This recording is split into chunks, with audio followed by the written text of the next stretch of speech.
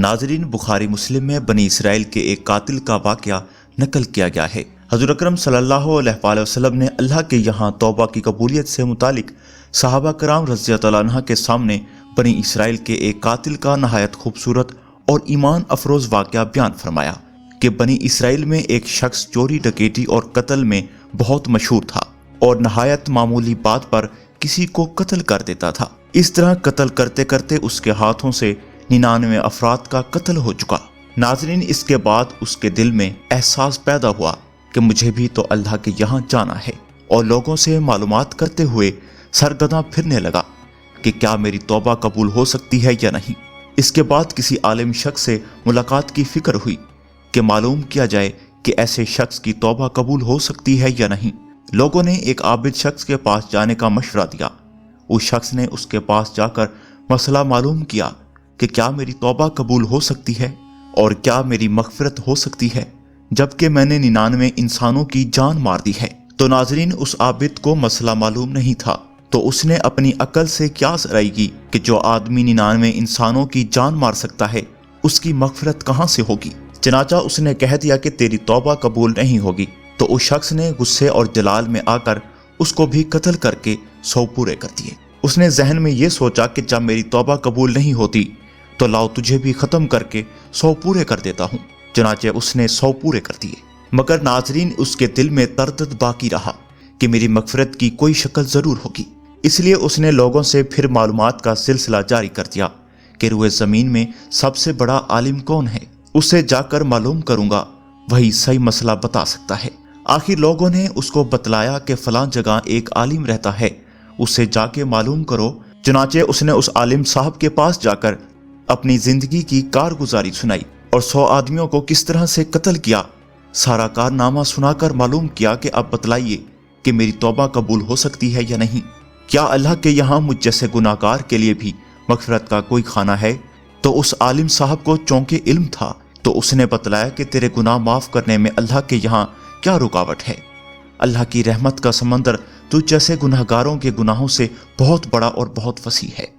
چنانچہ اس عالم صاحب نے مشورہ دیا کہ تم فلاں جگہ سفر کر کے جاؤ، وہاں کچھ اللہ کے بندے رہتے ہیں، ان کا مشغلہ صرف اللہ کی عبادت ہے، ان کے ساتھ مل کر اللہ کی عبادت کرو اور نادم ہو کر اپنے گناہوں کی معافی مانگو، انشاءاللہ تمہاری مغفرت ہو جائے گی۔ ناظرین، جب اس شخص نے آدھا راستہ طے کر لیا تو ملک الموت آ گئے اور اس کی موت ہو گئی۔ اب اس کی روح لے جانے کا مسئلہ کھڑا ہوا۔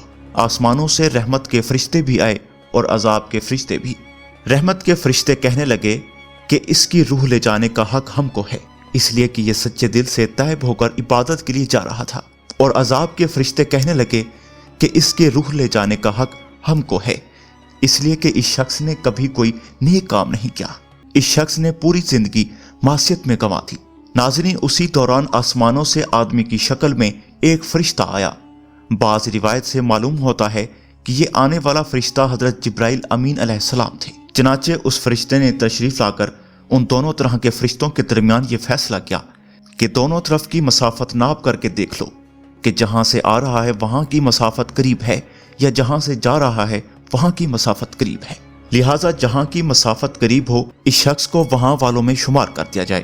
چنانچہ دونوں طرف کی زمین ناپ کر دیکھی گئی تو جہاں جا رہا تھا وہاں کی مسافت جہاں سے آ رہا تھا اس کے مقابل میں صرف ایک بال شت قریب ہے۔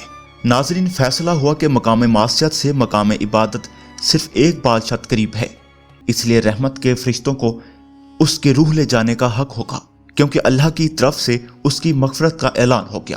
ناظرین، ایک روایت میں آتا ہے کہ قتادہ رضی اللہ عنہ فرماتے ہیں، امام حسن علیہ السلام نے فرمایا کہ ہم سے یہ ذکر کیا گیا ہے کہ اس شخص کے پاس جب ملک الموت آیا تو وہ شخص سینے کے بل اس سرزمین کی طرف گھسیٹتا گیا۔ ناظرین، حدیث قدسی میں آتا ہے کہ میں اپنے بندے کے ساتھ اس کے گمان کے مطابق ہوتا ہوں اور وہ مجھے جہاں بھی یاد کرے میں اس کے ساتھ ہوں۔ باخدا اللہ تعالیٰ اپنے بندے کی توبہ سے اس سے زیادہ خوش ہوتا ہے جتنی خوشی تم میں سے کسی ایسے شخص کو ہوتی ہے جس کا جانور بیابان میں گم ہو کر پھر اسے مل جائے۔ اور جو شخص ایک بادشاہ میری طرف آتا ہے میں ایک ہاتھ اس کے قریب ہو جاتا ہوں، اور جو شخص ایک ہاتھ میرے قریب آتا ہے میں اس کے ایک یعنی پھیلائے ہوئے دونوں ہاتھوں کے درمیان کی مسافت قریب ہو جاتا ہوں، اور جب وہ میری طرف چل کر آتا ہے تو میں اس کی طرف دوڑ کر آتا ہوں۔